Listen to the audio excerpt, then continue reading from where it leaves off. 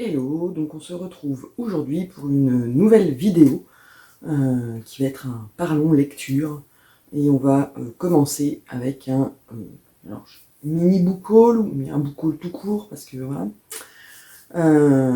puisque aujourd'hui on est dimanche 13, c'est ça, on est le 13 novembre. Hier on était samedi et mes enfants ont voulu aller faire une balade en ville pour, alors ma fille pour dépenser les sous de son anniversaire en s'achetant ses albums, et mon fils il voulait des BD, donc nous sommes allés en ville. Sauf que pour aller en ville, on passe pas loin de Easy Cash. Et vous savez comment Easy Cash est dangereux pour moi en tout cas, puisque je ne peux pas rentrer, je ne peux pas ne pas y aller quand je passe à côté, et je peux pas ressortir les mains vides. Donc évidemment, voilà. J'ai craqué, mais je suis contente de mes trouvailles et je vais vous montrer ça tout de suite. Donc, alors, tout d'abord, je vous montre un livre. Je vous l'ai déjà montré dans un book haul d'avant, dans une vidéo d'avant. J'avais craqué sur La fille du bourreau et le roi des mendiants de Oliver.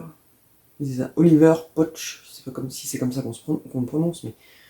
Et quand je vous avais fait la vidéo book haul pour vous le montrer, je vous m'étais rendu compte en direct que c'était un troisième tome d'une série, puisque le premier tome c'est La fille du bourreau. Et voilà, c'est ça.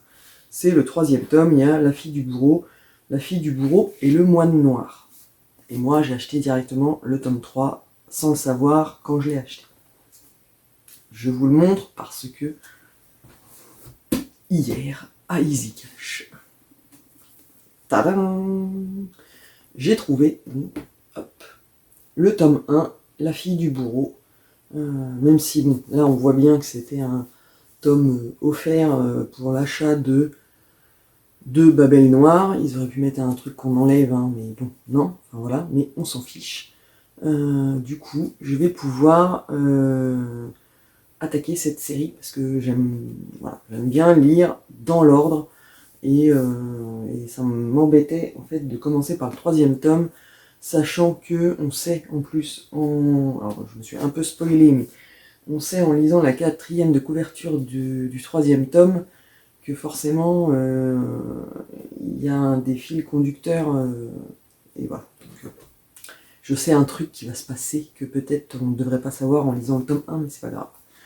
Donc, dans La fille du bourreau, on est en 1659, dans la petite ville bavaroise de Schongau. Un jeune garçon est repêché mourant dans le Lek. Ça doit être un lac ou une rivière ou je ne sais quoi. Sur son épaule est maladroitement tatoué un signe de sorcellerie. On accuse aussitôt la sage-femme Martha Stechlin, que son métier amène à connaître les plantes qui soignent et les mystères de la vie, ce qui suffit aux yeux de beaucoup à en faire une sorcière. Le bourgmestre ordonne donc au bourreau, Jacob Cuissel, de soumettre Martha Stechlin à la question. Mais celui-ci, convaincu de son innocence, va tout tenter pour la sauver, aidé par sa fille et par un jeune médecin. D'autant que les événements tragiques se succèdent. 2 autres garçons sont assassinés et une fillette enlevée. Autour de la magnifique figure de Jacob Cuissel, brutal et humaniste, savant et rustre, ce roman plonge dans les noirceurs et les infinies ressources de l'âme humaine et propose un combat passionnant entre curiosité scientifique et obscurantisme. Et en plus sur fond de sorcellerie, voilà, thème que j'aime beaucoup. Donc je suis ravi d'avoir trouvé ce tome, parce que comme ça je vais pouvoir le lire assez rapidement pour voir si j'aime. Et donc si j'aime, je trouverai le tome 2 avant d'attaquer celui qui est dans ma pile à lire. Donc voilà, et il est en excellent état. Il n'y a vraiment pas...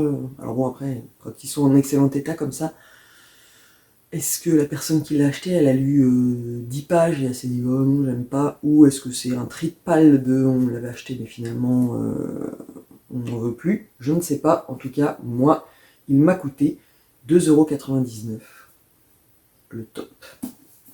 Donc voilà, ça c'était pour le premier. Ensuite, alors je ne les montre pas dans l'ordre où je les ai choisis, mais on s'en fiche. J'ai pris Le sang des Belasco de Christelle Duchamp. c'est un roman qu'on a beaucoup vu passer sur Instagram, et alors je l'ai vu beaucoup passer en général, mais c'est vrai que j'avais entendu, alors je ne sais plus son prénom, mais je sais que sa chaîne YouTube c'est les mots des autres.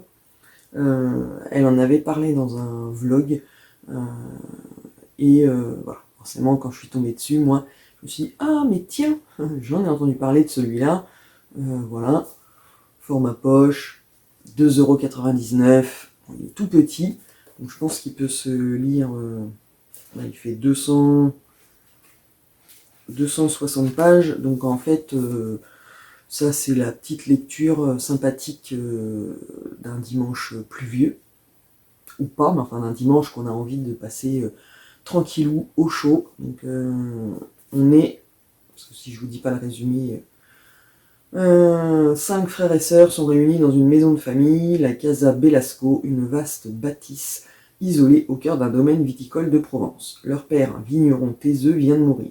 Il n'a laissé qu'une lettre à ses enfants, et ce qu'il leur révèle les sidère. Leur mère ne se serait pas suicidée, comme l'avaient affirmé les médecins 6 mois plus tôt, elle aurait été assassinée. Au cours de la nuit, non-dits, jalousie et rancœur accumulées au fil des années vont se déverser. Quant à la maison, coupée du monde extérieur, elle semble douée de sa propre volonté.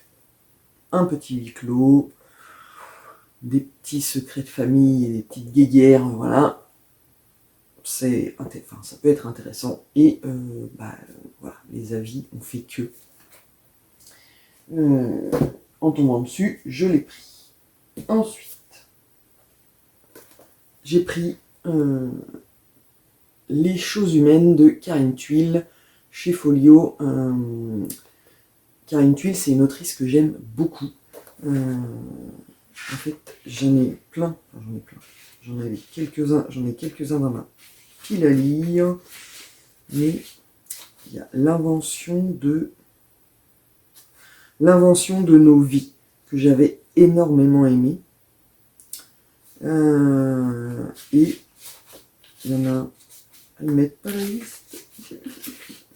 Non, ils mettent pas la liste. Elle en a écrit un autre que j'ai lu, j'ai moins aimé, mais c'était pas, voilà. Mais sinon, voilà, c'est une autrice que j'aime beaucoup. Et celui-là me faisait très envie. Donc là, quand je suis tombée dessus, version poche, je me suis pas fait prier et je l'ai pris. Donc, les Farrell forment un couple de pouvoir. Jean est un célèbre journaliste politique. Son épouse Claire est connue pour ses engagements féministes. Leur fils Alexandre étudie dans une prestigieuse université américaine.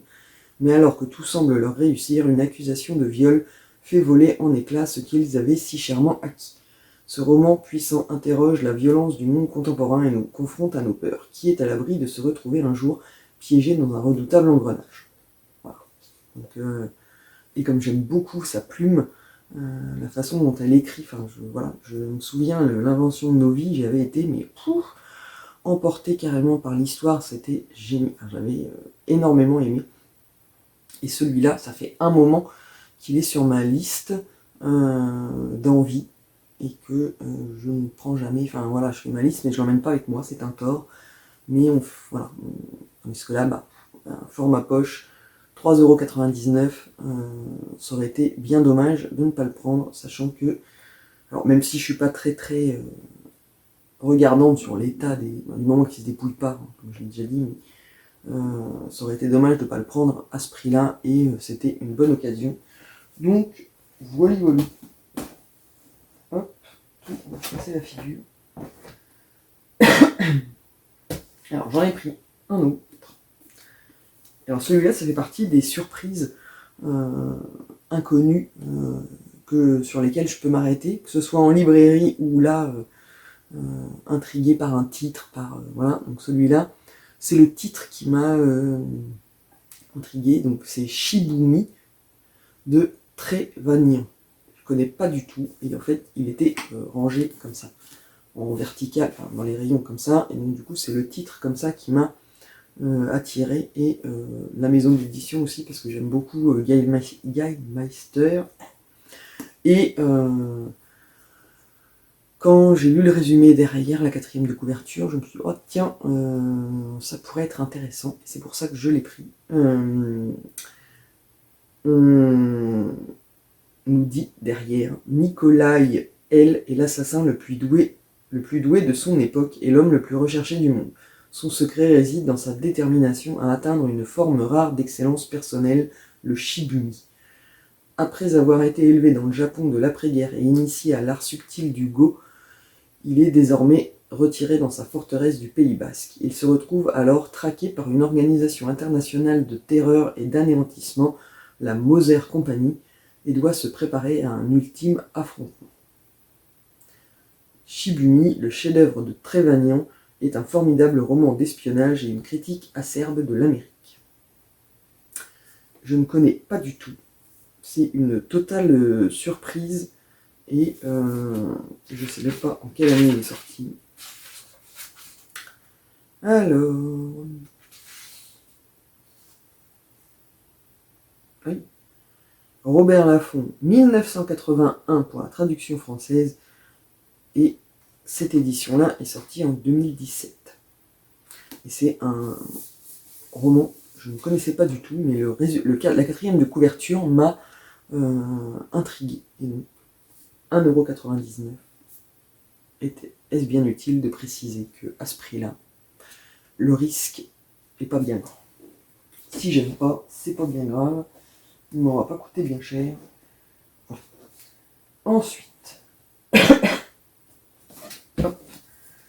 j'ai pris 15 ans après, tout le monde l'a déjà lu, le tome numéro 1 de Outlander de Diana Gabaldon. C'est le Chardon et le Tartan. Alors, ils avaient les tomes 1, 2, 3, 4, je crois. Je n'ai pris que le tome 1, parce que, alors même si, je vous dis le prix tout de suite, à 4€, j'aurais pu me permettre, on va dire, financièrement de prendre tous les tomes, sauf que je ne sais pas si je vais aimer.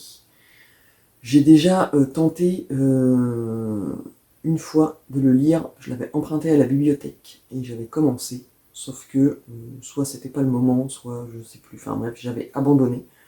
Bon, après la bibliothèque, on a un délai pour le lire et c'est vrai que vu la pavasse, voilà.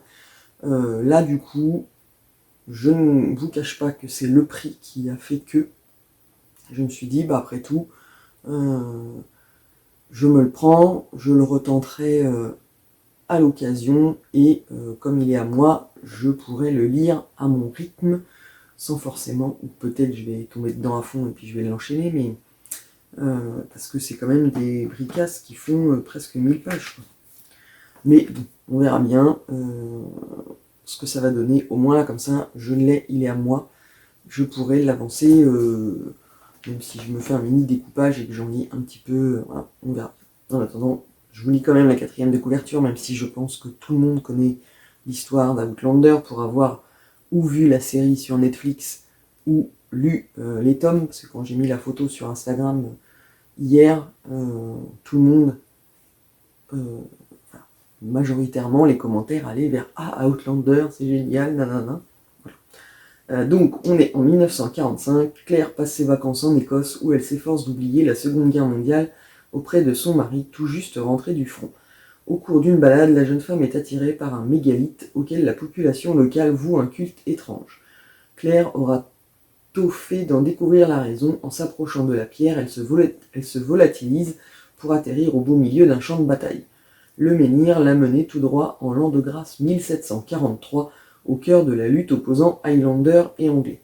Happée par ce monde inconnu et une nouvelle vie palpitante, saura-t-elle revenir à son existence d'autrefois, le début d'une série incontournable. Voilà, donc on verra bien si cette deuxième tentative marche mieux que la première. Et alors, vous verrez ça dans les vlogs si vous suivez les vlogs. Si vous ne suivez pas les vlogs, je vous en reparlerai peut-être dans une prochaine vidéo. Qui sait? Hop. Ensuite, j'ai pris Demain et le jour d'après de Tom Sweterlich. Tom Sweterlich, donc c'est chez Albin Michel et Imaginaire. J'aime beaucoup cette collection.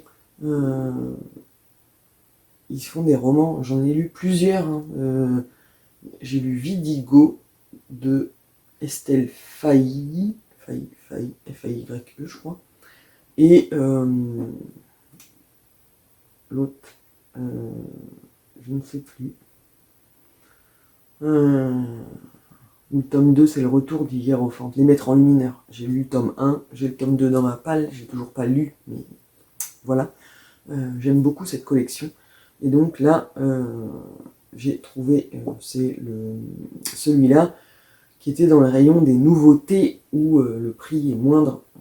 Voilà, il est un peu, la tranche là est un peu pliée, mais on s'en fiche. Enfin, moi en tout cas, je m'en fiche. Et on est avec John Dominic Blackstone, éditeur de poésie prometteur, a perdu sa femme enceinte dans l'attentat nucléaire qui a rasé la ville de Pittsburgh. Reconverti en enquêteur pour les assurances, il parcourt inlassablement l'archive, cette recréation virtuelle de la cité via tous les documents, enregistrements publics et privés qui n'ont pas été corrompus par l'explosion. Un jour, il découvre le corps d'une disparue, Anna Massé, à moitié enfouie dans la boue d'un parc public. Dans l'archive, l'enregistrement de ce cadavre prouve que la jeune femme a été assassinée. Dans la réalité, il n'existe plus aucune preuve matérielle de ce crime. Pour trouver la force de continuer à vivre, John se lance dans une enquête dangereuse, car rien ne dit que l'assassin de la jeune femme a péri dans l'attentat. Voilà. Une bonne petite lecture dans un univers complètement irréel, mais irréel, peut-être ça nous arrivera un jour, qui sait. Donc ce sera ma première découverte de l'auteur, même si ils mettent là-dessus que c'est lui qui a écrit Terminus, je ne l'ai pas lu. On verra bien ce que ça va donner. En tout cas, le résumé m'a bien tenté. Et je me demande en plus, là comme ça, j'ai pas vérifié avant, hein, comme quoi mes vidéos je les enregistre à l'improviste. Je ne sais plus si je l'avais pas mis dans ma liste pour l'avoir vu sur Instagram chez Caroline de la chaîne Carolivre. J'ai un doute.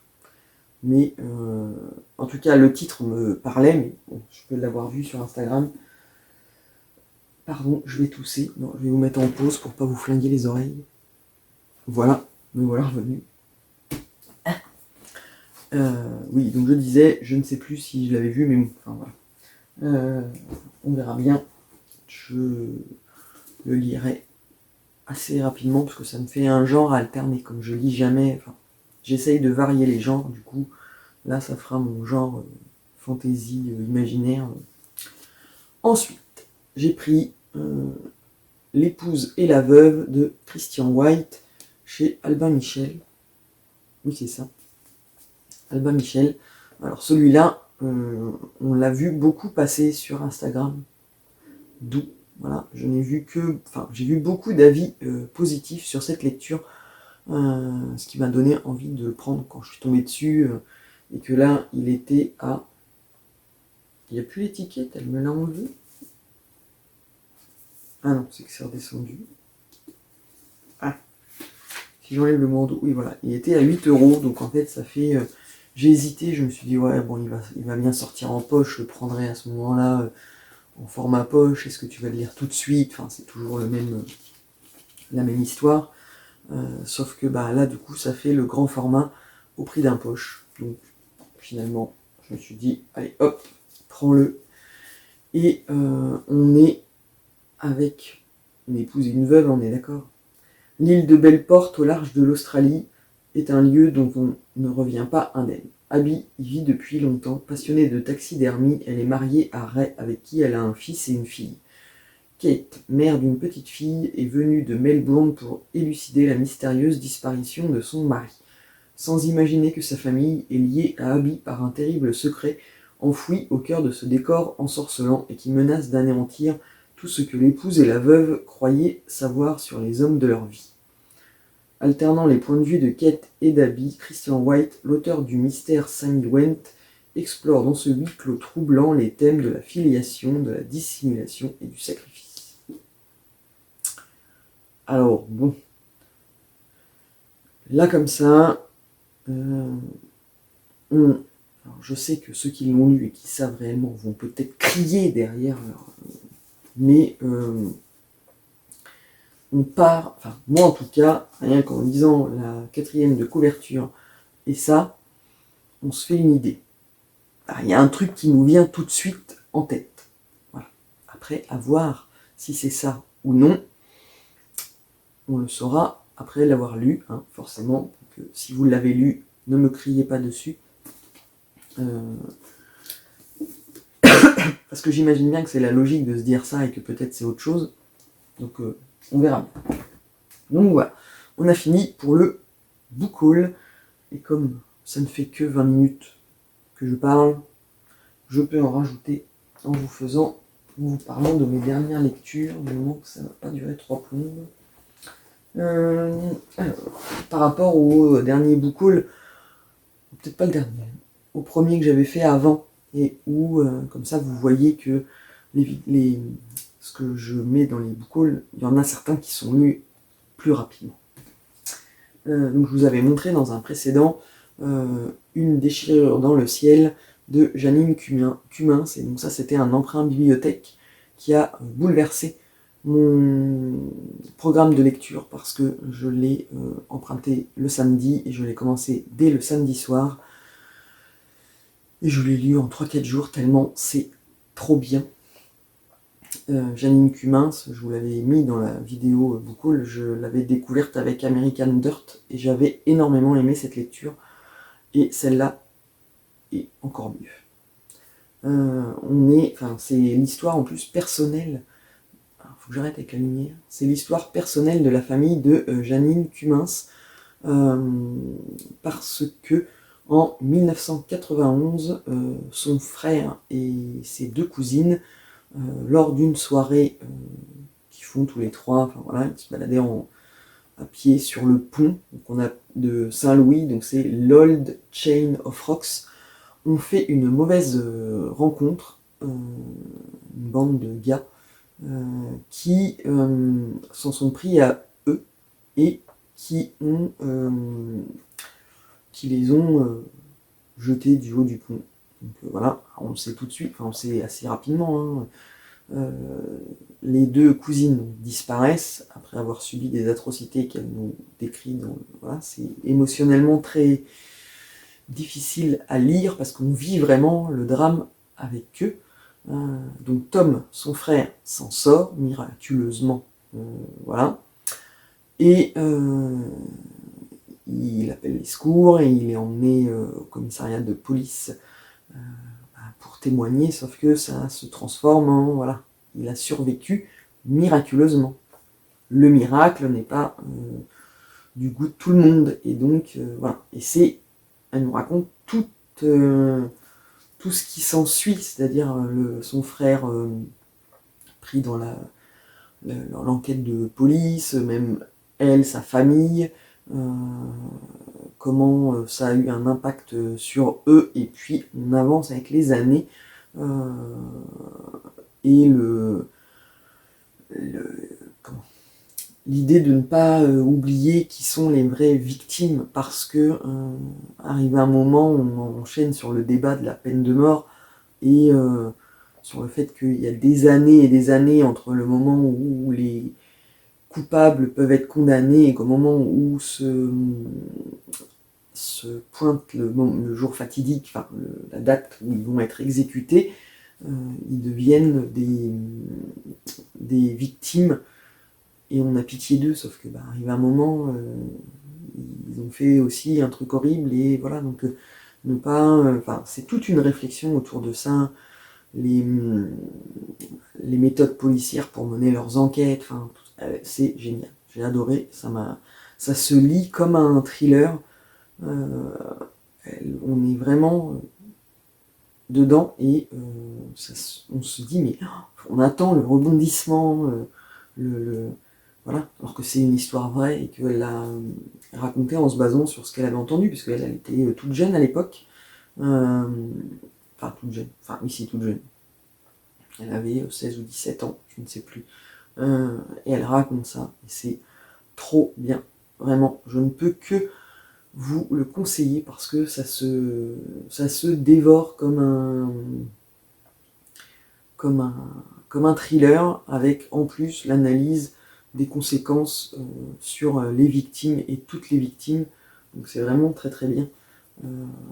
Si vous ne connaissez pas Jeanine Cumins, je ne peux que vous inviter à la découvrir, que ce soit avec celui-là ou avec American Dirt. Et j'aurais même tendance à vous conseiller de commencer par American Dirt, parce que, enfin, après si vous êtes comme moi je sais que si je commence par un qui est un gros coup de cœur, ceux de derrière me semblent plus, enfin pas plus fades, mais bon, ça, voilà. Là j'ai commencé par American Dirt, que j'ai énormément aimé. Celui-là, je l'ai lu en deuxième, mais je pense qu'il est, enfin, je l'ai préféré. Je l'ai trouvé encore plus prenant et encore mieux, donc voilà. Il faut lire Jeanine Cumins. Donc c'est aux éditions Philippe Ray. Je sais qu'American Dirt est sorti en format poche chez 10-18. Je pense que celui-là, je lui souhaite en tout cas d'y aller aussi, mais en attendant, si vous avez l'occasion de le trouver à la bibliothèque ou même de l'acheter, allez-y, foncez, parce qu'il est vraiment très très bien. Ensuite, j'ai lu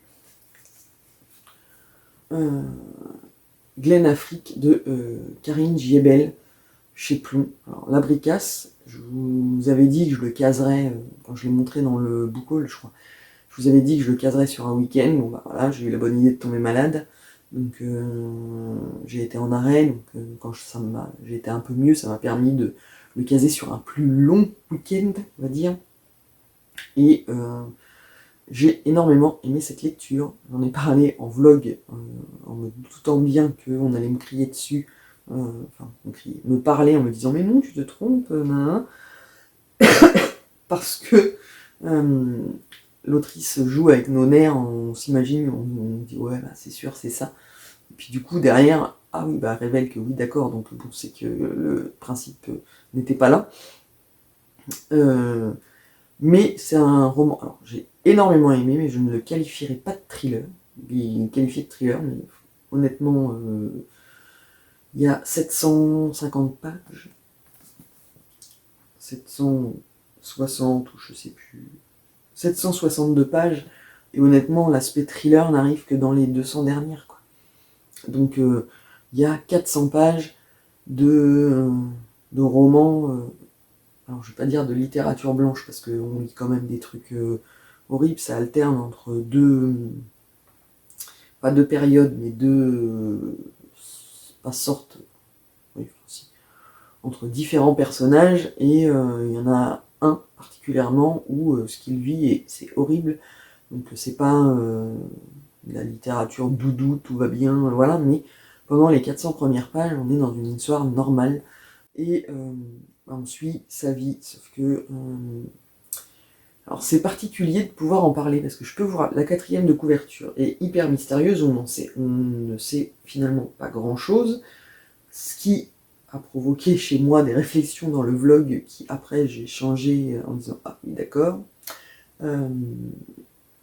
et au final si je vous en parle je suis obligé de vous spoiler un peu le début. Donc oui, ce n'est pas un... On suit pendant 400 pages la vie des personnages, avec les questions liées à la vie, quand on sort de prison, comment on peut s'en sortir face au jugement des gens qui ont leurs théories, qui ont leurs convictions sur ce qui est vrai, ce qui n'est pas vrai, enfin voilà.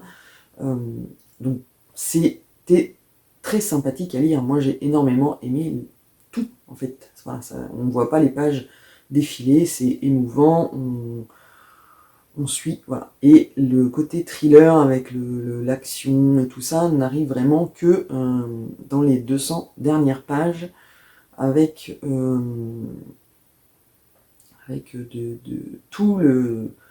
toutes les réponses aux questions, enfin voilà, l'aspect thriller pur et dur n'arrive qu'à ce moment-là. Donc ça peut être dérangeant si vous voulez un thriller qui démarre tout de suite et où il y a de la tension, et voilà. Après je pense que c'est un choix rédactionnel de l'autrice, parce qu'elle aurait pu le construire différemment pour que pour qu'il y ait une autre tension beaucoup plus poussée. Et donc si ça n'a pas été fait comme ça, c'est que c'était volontaire de l'autrice. En tout cas, moi j'ai énormément aimé cette lecture. J'ai passé un très bon moment et voilà. Avis pourri, parce que je ne veux pas trop vous en dire et en même temps vous en parler quand même sans révéler ce qui se passe dedans. Exercice compliqué. Ensuite, j'ai lu Les Puissants, le tome 1, Esclave, de Vic James, qui est paru chez Nathan, que j'ai emprunté à la bibliothèque, et il faut que je me procure les tomes 2 et 3, parce que j'ai énormément aimé ce premier tome, hyper dynamique. Pour un premier tome, en fait, je trouve que non seulement il pose les bases parce que c'est une trilogie, donc il pose les bases de la trilogie, mais on rentre assez vite dans l'histoire. Donc on est avec une famille, alors c'est une dystopie, donc on est dans une société imaginaire, mais qui est pas si éloignée de ce qu'on pourrait avoir dans la vie réelle, et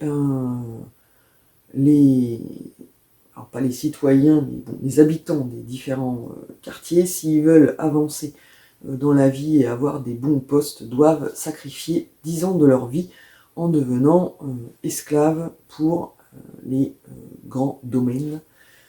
Et on suit une famille, donc Abby qui a 18 ans, Luc 16 ans, et leur petite sœur Daisy qui a 10 ans, avec leurs parents, qui décident de faire leurs 10 années d'esclavage maintenant, de le faire tous ensemble. Et Abby l'aîné réussit à faire en sorte qu'ils aillent tous ensemble dans le même domaine, donc de Kynaston, qui est un domaine un peu, enfin un domaine, mais c'est un quartier, enfin c'est comme un département un endroit où la vie semble plus cool pour les esclaves, où ils risquent moins leur vie. Sauf que tout ne se passe pas comme elle l'a prévu, puisque autant elle, sa petite sœur et ses parents sont effectivement envoyés à Kynaston, autant Luc, lui, est envoyé dans le quartier de, j'ai oublié, Millmoor, quartier pauvre, là où il y a toutes les usines, là où tout, voilà, c'est la cité ouvrière, on va dire, qui sert à fabriquer tout ce dont les autres, le domaine des puissants, ont besoin. Voilà. Donc ça commence comme ça. Déjà, on sent bien que... Voilà. Après, on suit alternativement un coup Luc dans le quartier de Millmoor, où il fait des rencontres et où on voit que les gens ne se satisfont pas de leur situation et que voilà, ils font des choses pour essayer de changer. Et on suit en parallèle Abby dans le domaine de Kynaston, où il y a les puissants, la caste dirigeante de cette société, et où on sent bien que tout n'est pas si cool que ça dans ce domaine et qu'il va se passer des choses. Et effectivement, il se passe plein de choses, et je ne vais pas vous en dire plus parce que ce serait spoiler et enlever tout le piment de la lecture, mais c'est vraiment très très bien. C'est du jeunesse, enfin, adolescent, voilà, donc du young adulte, comme on dirait, voilà. Mais ça se lit très bien, et moi j'ai énormément aimé, avec ce petit plus, même si moi je vais enchaîner, dès que je vais avoir récupéré les tomes 2 et 3 à la bibliothèque, je pense que je vais les enchaîner derrière, mais il y a une fin, c'est pas une fin où on vous laisse sur votre faim et vous avez à suivre, il faut attendre avec frénésie d'avoir le tome suivant. En fait, il y a une fin qui donne envie de connaître la suite, forcément. Toute la lecture fait qu'on a envie de lire la suite, mais il y a une fin qui... Voilà. On attend l'épisode 2 avec impatience, mais on n'est pas frustré de finir sur un cliffhanger qui, si vous n'avez pas le tome 2 dans la foulée, c'est la cata. Donc, Donc j'ai énormément aimé et j'ai hâte de lire la suite pour voir comment vont évoluer les personnages et qu'est-ce qui va se passer, parce que il se passe quand même plein de choses dans ce tome 1. Je trouvais quand même que pour un tome 1, c'était déjà très très dynamique et il n'y avait pas de temps mort, enfin voilà, il faut accrocher, mais moi ça l'a fait, donc voilà. J'ai aussi lu Les couleurs de l'espoir de Julie Kibler, qui est son premier roman et où on est avec une femme, Isabelle, une femme blanche de 89 ans, et Dory, sa coiffeuse noire, qui partent. Alors, Isabelle demande à Dory de la conduire jusqu'à Cincinnati où elle doit assister à des obsèques, sans qu'on sache de qui il s'agit, si ce n'est qu'on sait au départ que Isabelle, 89 ans, est veuve d'un mari blanc, et elle raconte pendant le trajet avec Dory en voiture, elles discutent, elles échangent sur leur vie, voilà, et Isabelle raconte ce qui s'est passé pour elle en 1939-40, quand elle est tombée amoureuse de Robert, le fils noir de sa gouvernante, parce que Isabelle est issue d'une famille aisée qui avait des employés noirs, et Isabelle, au milieu de tout ça, elle avait 16 ans, on sent bien quand même la petite rebelle qui a mis à mal les conventions, qui est tombée amoureuse sans se préoccuper de la couleur du jeune homme, à une époque où évidemment c'était interdit et qu'il ne fallait absolument pas. Donc j'ai beaucoup aimé, sauf que c'est très très long à démarrer en fait. Le dernier tiers est vraiment très prenant, c'est là où il y a toutes les émotions qui arrivent, parce qu'on découvre vraiment ce qui s'est passé pour Isabelle, comment elle a fait sa vie après, enfin voilà. Le début est un peu... Je vais arriver sans mourir. Le début est un peu long à démarrer. Ça prend son temps. On voit les relations évoluer aussi entre Dory et Isabelle à l'époque actuelle, avec aussi, voilà, une est blanche, l'autre est noire, les a priori de... Alors, pour le coup, plus de Dory sur Isabelle, puisque elle, c'est elle la femme noire, et elle se dit, mais voilà, elle est blanche, nanana. Elles apprennent à se connaître au fil de la route, c'est sympa. Enfin voilà, c'était une bonne lecture, j'ai bien aimé. L'autrice a écrit La Maison des Égarés, je crois que c'est en plus La Maison des Égarés, je l'avais mis dans ma liste de romans à lire. Du coup, à l'occasion, quand je tomberai dessus, je ne me gênerai pas, parce que voilà, j'ai bien aimé, mais c'est vrai que ça prend son temps pour se mettre en place. Et après, quand on arrive dans le vif du sujet, les émotions sont bien là, et c'était super intéressant. Donc voilà pour mes lectures. Est-ce que je vous montre vite fait mes lectures en cours? Si vous ne regardez pas les vlogs, vous ne savez pas. Donc, en même temps, je vous montre celui-là, mais je pense que quand je vais publier la vidéo, j'aurai déjà fini, puisque je suis dans le Melissa d'Acosta, Je revenais des autres, et il ne me reste rien du tout. Autant vous dire qu'on est dimanche, et que je vais me le finir aujourd'hui. Donc, je vous en reparlerai dans le prochain point lecture, à moins que vous n'ayez envie de suivre les vlogs où j'en parle. Mais voilà, dans les vlogs, il y a aussi du point de croix, du tricot et de tout ce que je fais à côté.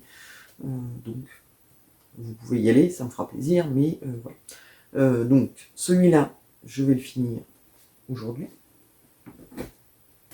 Je suis aussi dans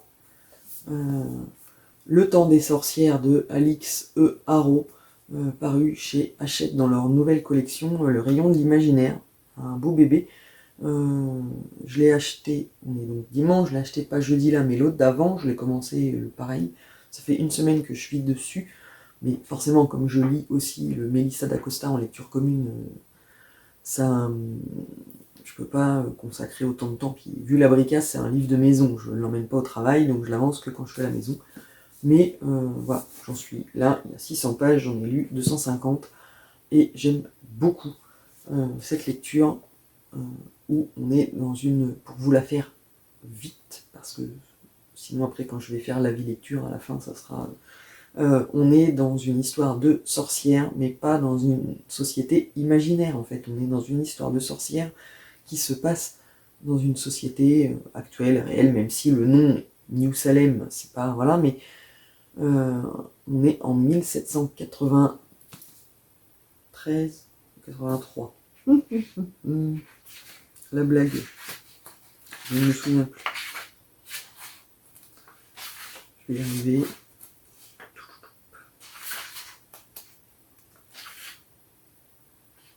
« 1893 ».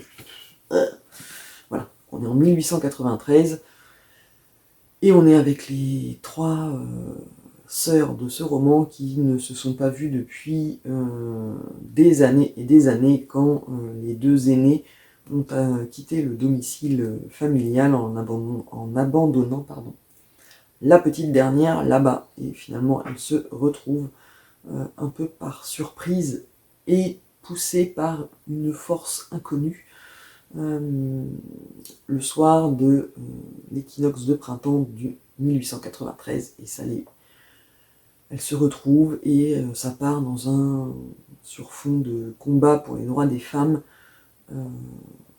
Ça part bien. Enfin voilà, j'aime beaucoup. C'est bien écrit, j'adore. J'adore. J'arrête de dire j'adore à tout va, mais j'aime en tout cas énormément cette lecture. Je ne regrette pas d'avoir mis 28 €, parce que voilà, le prix est astronomique pour un roman. Mais voilà, j'aime beaucoup. Donc l'investissement en valait la peine. C'est une chouette histoire.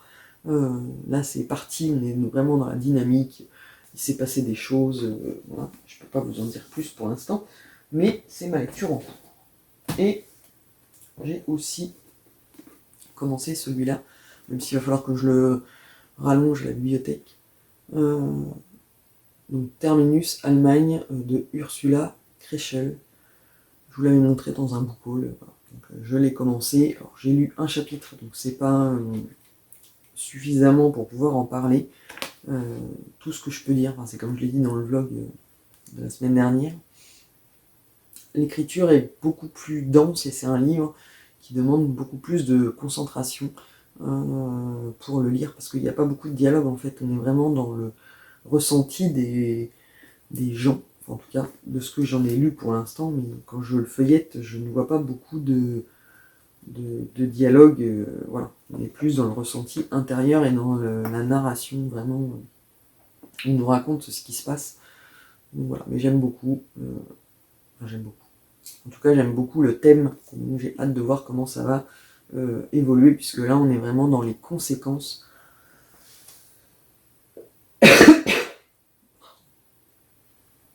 de ce qui s'est passé après la guerre pour Richard et sa famille.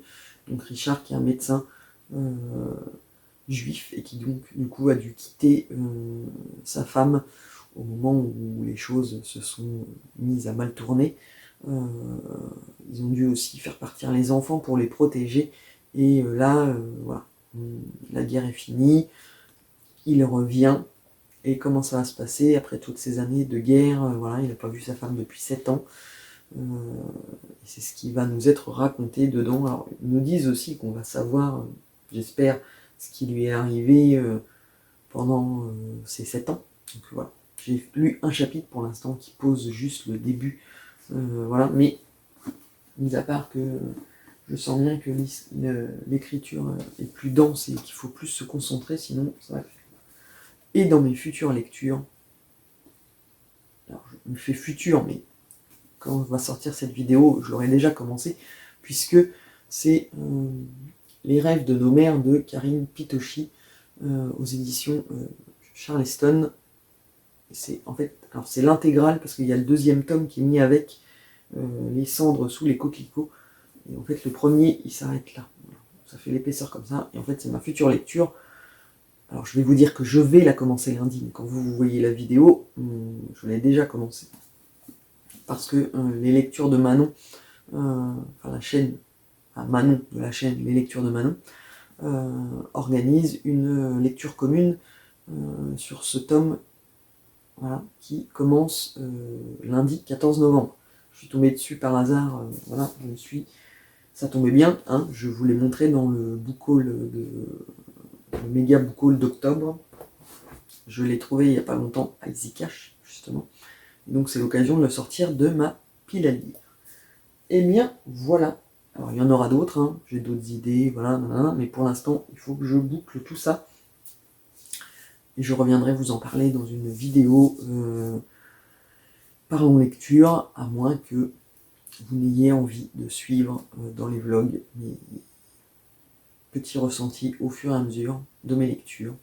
Voilà, en attendant, je vous dis à très bientôt pour une nouvelle vidéo.